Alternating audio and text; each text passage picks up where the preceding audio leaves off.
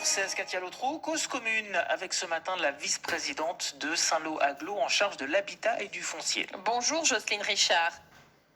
Oui, bonjour à tous, bonjour à tous les auditeurs. Alors, on a parlé ce matin, et notamment dans le journal de 8h tout à l'heure, il y a quelques minutes, de Saint-Lô-Aglo qui poursuit son programme d'amélioration de l'habitat. Objectif 1000 logements rénovés en 5 ans. On va prendre l'exemple d'hier parce que vous avez visité avec des élus un immeuble historique de 450 mètres carrés, je crois, c'est ça. On parle de quel montant pour cette rénovation, en fait, concrètement ?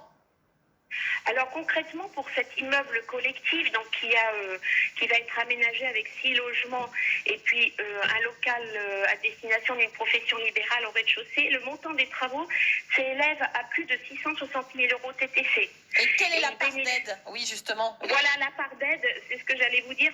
Elle est d'environ 300 000 euros de subvention. Donc au travers de l'ANA, de différentes actions, le département, la région aide et également Saint-Lô-Aglo.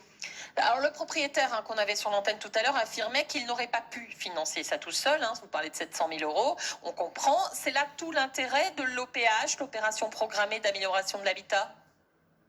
Oui, bien sûr, c'est que pour permettre aux gens d'apporter un meilleur confort et puis surtout d'isoler tous ces logements qui ne répondent plus aux normes d'aujourd'hui, c'est absolument nécessaire que les différents organismes, l'État, puis Saint-Lô-Aglo localement, puissent soutenir ces actions pour rénover ces logements. C'est indispensable. En fait, c'est bien pour tout le monde, j'allais dire. C'est bien pour la ville, les habitants, les propriétaires, d'avoir un immeuble qui ne reste pas vacant et qui ne soit pas en situation de rénovation importante. Absolument, c'est vital même. Et d'ailleurs, cet axe de l'opération programmée de l'habitat s'appelle revitalisation des centres-bourgs. Et ça ne concerne pas que Saint-Lô, ça concerne également 26 autres communes du Saint-Lois et qui vont pouvoir bénéficier d'aide à la réhabilitation pour des logements vacants. Est-ce que ça fonctionne bien ? Parce que vous l'avez lancé, cette opération, en mai 2020, en pleine crise sanitaire. Il y a beaucoup de chantiers qui sont engagés là ? Alors, il y a environ actuellement un peu plus de 330 logements privés qui ont été rénovés.